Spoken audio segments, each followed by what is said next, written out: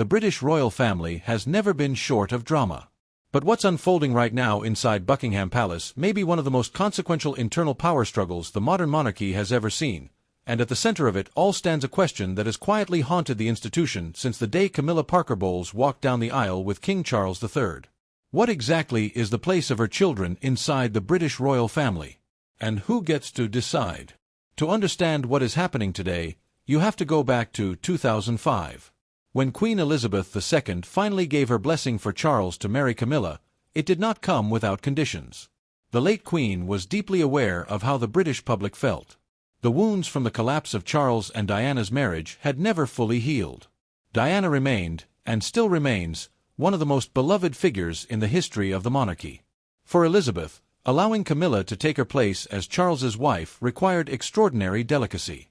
The agreement that was reached, understood clearly by everyone involved, was that Camilla would be accepted, she would receive the title of Queen Consort when the time came, but her children from her previous marriage, Tom Parker Bowles and Laura Lopez, would remain private citizens.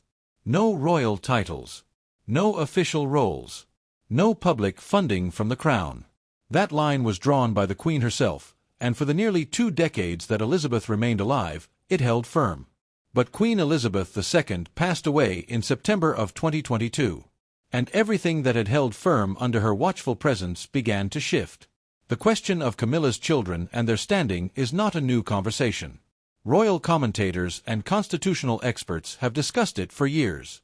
Unlike the children of Princess and Prince Andrew or Prince Edward, who carry royal blood and whose titles are governed by letters patent, Tom Parker Bowles and Laura Lopez have no such claim. They are the children of Camilla's first marriage to Andrew Parker Bowles, a British Army officer. They are private citizens in every legal and constitutional sense of the word. And yet, as Camilla's position within the royal family has grown in stature and confidence, questions about their involvement in royal life have followed.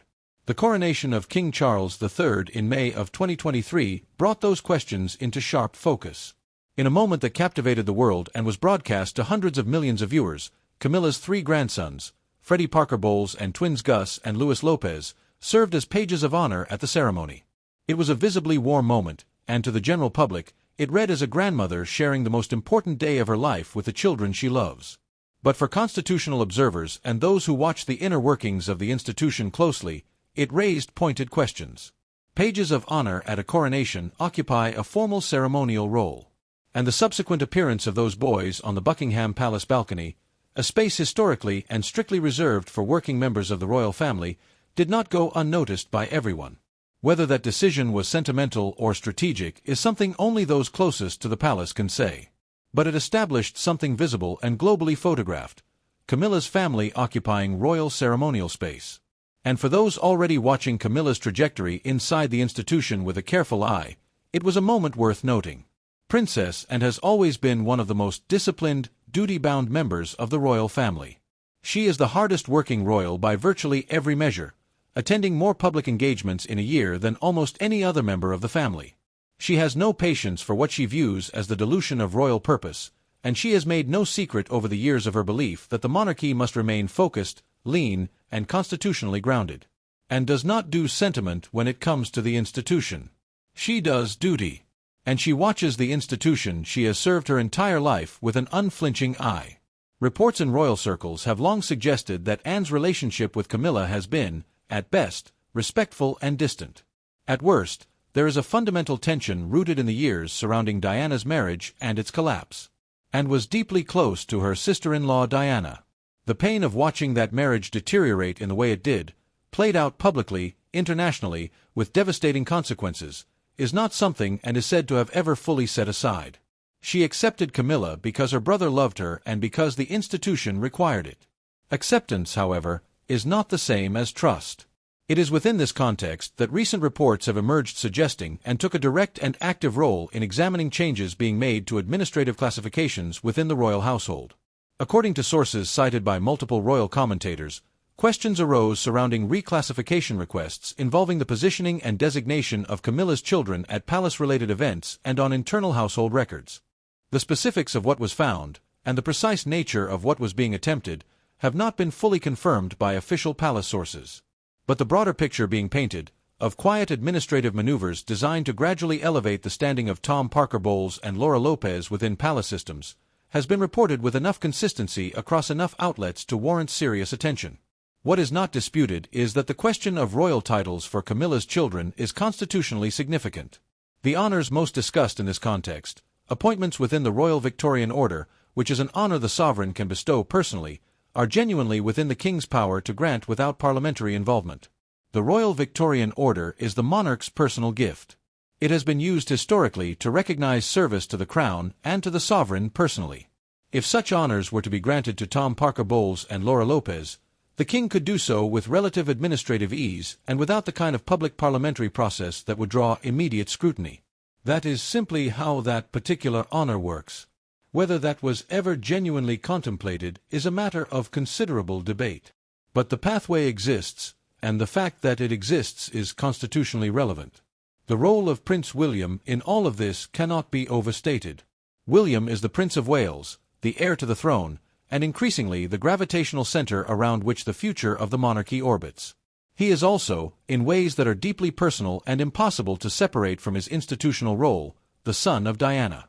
The woman who sat in front of a television camera in 1995 and told the world there were 3 people in her marriage.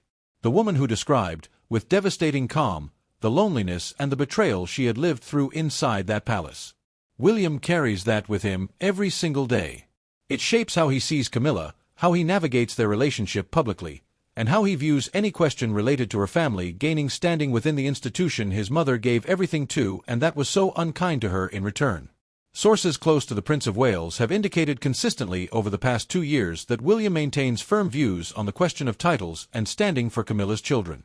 He has reportedly made clear in private that the monarchy's integrity depends on clear lines of succession and purpose, and that expanding the reach of the crown's formal recognition to individuals without royal blood or a clear constitutional function is something he will not support. That is not a personal attack on Tom Parker Bowles or Laura Lopez as individuals. By all public accounts, both are decent people who have largely stayed out of royal politics and lived their lives quietly. This is about institutional principle. Whether and formally brought documentation to William, as some reports have suggested, or whether this played out through less dramatic institutional channels, the outcome appears to be the same. Any movement toward formally elevating Camilla's children within the palace administrative structure has been halted. The oversight of changes to royal attendance classifications and household administrative records has reportedly been tightened significantly. And the conversation about titles for the Parker Bowles family appears, for now, to be definitively closed. There is, of course, a deeply human story underneath all the institutional maneuvering. Camilla has now been queen consort, and formally recognized as queen, since her husband's accession. She has worked hard, by most objective measures, to fulfill the responsibilities of her role. She has been photographed and reported on warmly in many contexts.